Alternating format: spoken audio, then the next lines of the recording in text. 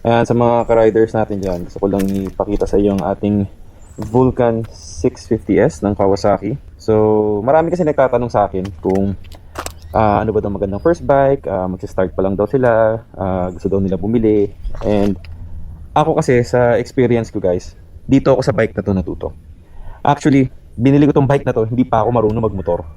Umabot ako sa point na nagtawag pa ako ng kaibigan ko na pwede mag-uwi ng bike ng time na yon. Kasi pagsaktong pagkabili ko ng bike, hindi pa ako marunong mag-manual ng motor. Bakit nga ba Kawasaki Vulcan S ang binili ko nun? Basically, ang bike kasi na to is regalo ko sa dad ko.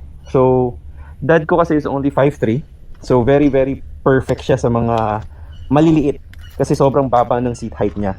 And cruiser bike siya, very, very comfortable. Actually, pinagpipilian ko ng time na to is Kawasaki Vulcan S and Harley Davidson 750. Kaso, bago pa lang tayo papasok sa motor, and ang nakikita ko sa mga reviews is the Harley Davidson kasi medyo kailangan tutukan talaga sa maintenance.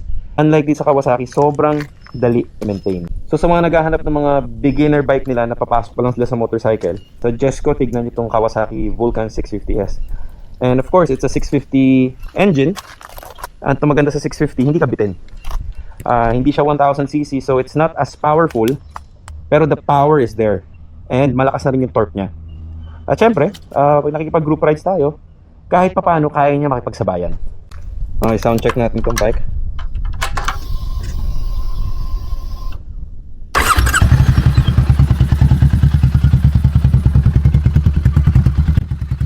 Para sa akin, actually, yung pogi na rin ang tulog niya. And syempre, naka Rebel Arrow full exhaust tayo dito.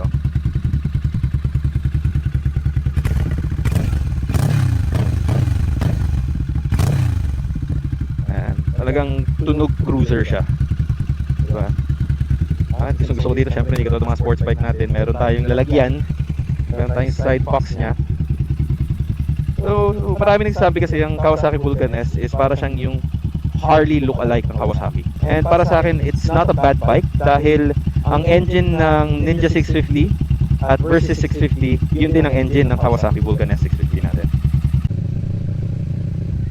So guys, bakit nga ba ito ang sinasuggest ko na beginner bike? So hindi naman dahil bias ako dahil meron tayong Kawasaki Vulcan S. Pero marami kasi akong kakilala na nag-start sila sa mga 400cc na bikes. And ang reklamo nila sa 400cc is nabibiti na sila sa power. So after a while, inibenta na nila kagad yung bike and mag-upgrade na sila sa mas malaking cc. Para sa akin kasi, ang kinagandahan sa 650 is you're in between. Sa gitna ka ng 400cc and usually sa gitna ka ng liter bikes. Hindi ko kasi masuggest na mag-liter bike ka sa first bike mo dahil very powerful. Actually, marami nga nagtatanong sa akin kung pwede ba daw first bike ang Kawasaki Ninja H2. Gusto ko sagot na lang is, pwede naman, pero pwede ka mamatay. One wrong twist sa throttle, lalo na ganun ka-powerful na bikes, is very, very dangerous. Lalo na natututo ka pa lang. Dito actually, natuto ako mag-ride dito Subic. So katulad ito, paikot-ikot lang tayo, cruising around Subic, and maraming first stop, first to go dito. So ayun, na-experience ko is sobrang ilang beses ako namatayan. Every time first stop, first to go, namamatayan ako ng bike. And syempre, part yon ng learning process. Wala naman nagturo sa akin magmotor, talagang ako lang. Actually, nung nabili ko ngayong bike, gusto ko na kagad ibiyahe from Manila to Subic. Pero talagang everyone na kilala ko na nagmumotor, suggestion sa akin, wag ko nga daw gawin. Lalo na first time ko and mag-expressway agad ako. Wag daw muna. So ito sinasabi ko, it's perfect, lalong lalo na ang baba ng seat height niya. So I'm 5'10". So pag nakaapak talaga ako sa bike na to is nakatupi pa yung mga tuhod ko. So sa dad ko, it's very perfect, he's 5'3". So between 5'1" to above, walang problema. Kasi marami rin naman ako nakikita na gumagamit ng Kawasaki Vulcan na 6-footer pataas. So tulad nga sabi ko kanina, I bought this bike second hand. It's a 2017 model pero acquired 2018.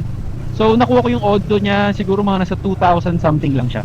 So sa ngayon makikita mo nasa almost 27,000 na tayo.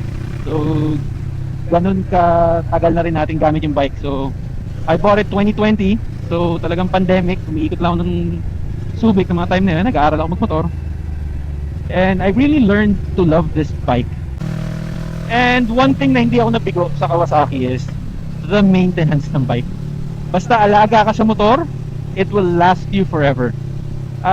Imagine, it's a 2017 model, now it's 2026. Basically, 8-year-old bike na to. And ang pinapalitan ko pa lang sa bike na to is gulong and battery. Besides that, change oil lang. Everything is good. Mamaya, ibabanat natin ng konti itong bike para makita natin. Siyempre, cruiser bike din to. So, may kasama siyang angkasan. Alam ko, you don't have to buy it separately. Kasama na mismo siya pag pinili mo yung motor. And removable siya. So, pag gusto mo siya magmukha talagang cruiser na single-seater, pwedeng-pwede. At syempre, itong bike na to, hindi naman siya sobrang mahal tulad na ibang bike. So, ang brand new nito, kung kukuha ka is nasa, I think, nasa 400,000 lang siya, around that range. Second hand niya, you can range up to 250 to 350. Minsan may mas mataas pa, depende na lang din sa condition ng bike.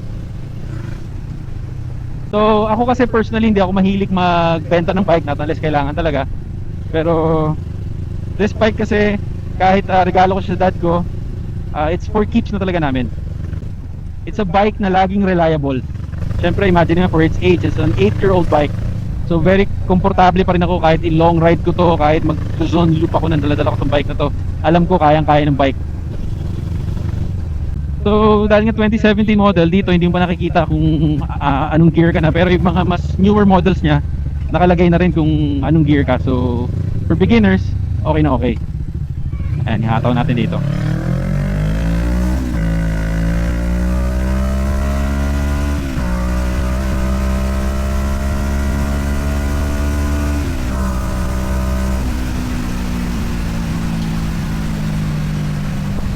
Woo!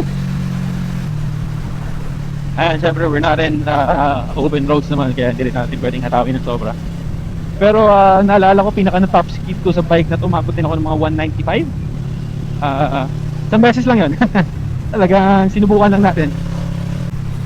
And syempre, one more thing sa mga cruisers na very unique din talaga is very customizable siya. So, ang dami pwedeng gawin. Pwede mo tasan ng mga handle 8 bars, pwede mo siyang i-flat bar. Talagang depende na sa kung anong gusto mong style, maraming gumagawa.